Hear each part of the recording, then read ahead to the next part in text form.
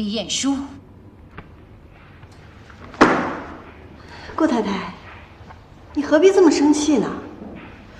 我能有今天的成就，全要仰仗你当年对我的赞助啊！你竟敢得了便宜还卖乖！我说的可都是真心话。我知道你不喜欢我，没关系，反正我也不喜欢你。但是我们现在是合作关系，您以这样的态度来对待您的合作伙伴，这很不专业。你好心提醒你一句，我们这次的合约签的比较严谨，你要是再随随便便毁约，那我只能感谢你帮我发家致富了。另外，出于对你主动邀请我合作的事情表示感谢，我可以告诉你一个事儿。什么事？我现在不喜欢顾景云了，所以你也可以大可放心。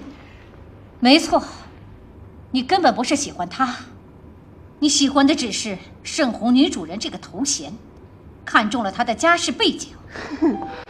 哎呀，顾太太，你当盛虹女主人这么多年，是不是越当越过瘾？觉得全世界的女人都会觊觎这个位置？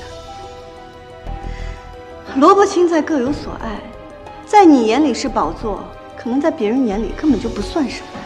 还有，我之前说的那些话，就是为了气气你，还挺好玩的。你以为你换了个身份就会有什么改变吗？如果你真的不喜欢我们家锦云，当初就不该答应我的合约。哎呀，你这话说的是真好笑啊！在商言商，我对你孙子没有兴趣，不代表我对你公司没有兴趣。实际上，作为一个专业的设计师，我很看好 NewFace 这个平台，也希望借这个平台好好发展一下我的事业。既然你主动向我递来橄榄枝，我当然要珍惜这次机会。我从来就没见过像你这么无耻的女人，你凭什么知道我就会让你好好发展？顾太太，我知道你现在很愤怒，但是这都没有意义呀。如果你是盛虹合格的女主人，那你就应该知道，以 NewFace 目前的局面，当务之急就是放下对我的成见，换一种新的态度来对待我和我们的合作。反之，如果你连这点都做不到，为了私人恩怨罔顾公司利益，那你连经商的资格都没有，还不如早点退休，退位让权吧。你真是个不要脸的东西！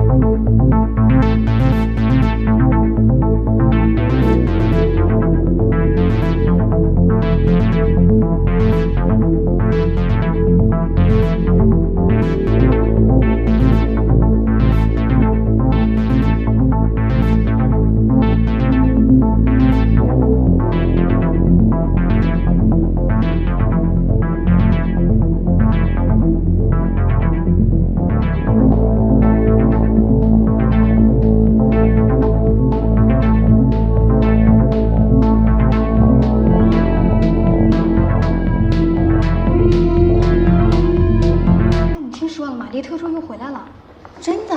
他就是 Karen 李。真的呀？Karen 小姐好，李特助好。你怎么还叫她李特助啊？不然呢？像你一样叫Karen小姐，那样谄媚。这怎么能叫谄媚呢？就是谄媚。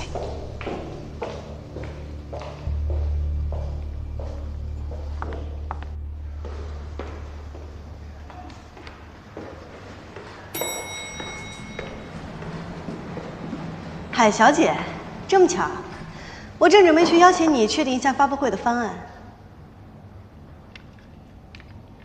是挺巧的，巧得令人难以置信了。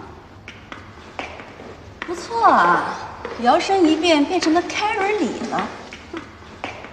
作为4大时装周的常客，不得不承认你还是有2把刷子了。你过奖了，我也没想到会弄得这么戏剧性。其实还和以前没什么区别。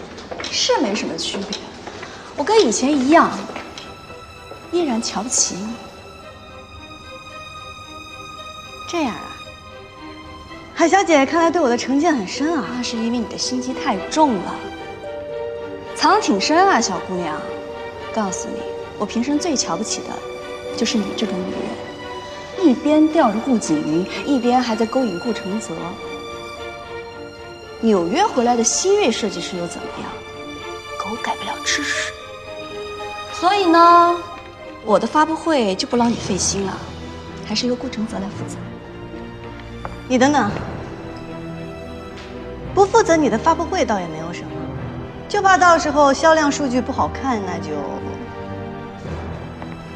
威胁我。不敢，我只是做好我该做的事情。既然海小姐要去找顾总裁，那我就不打扰了，有事儿记得找我。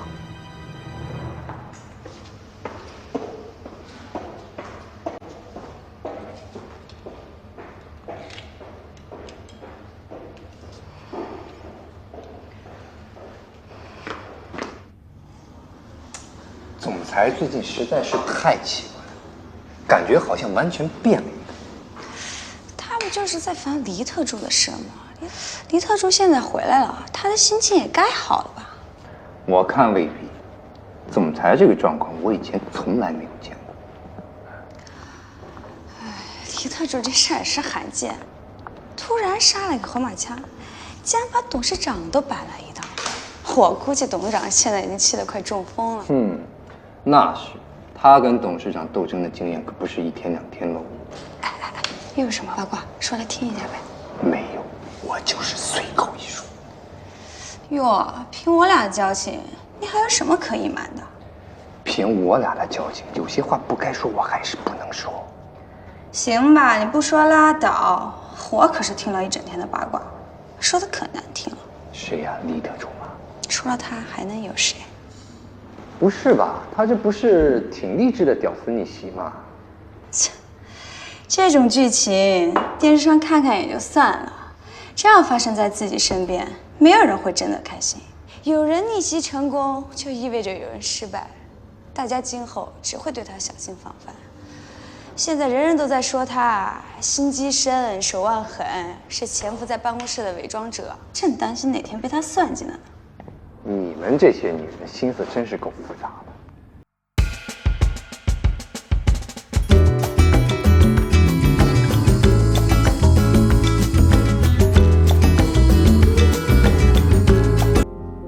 你到底是谁？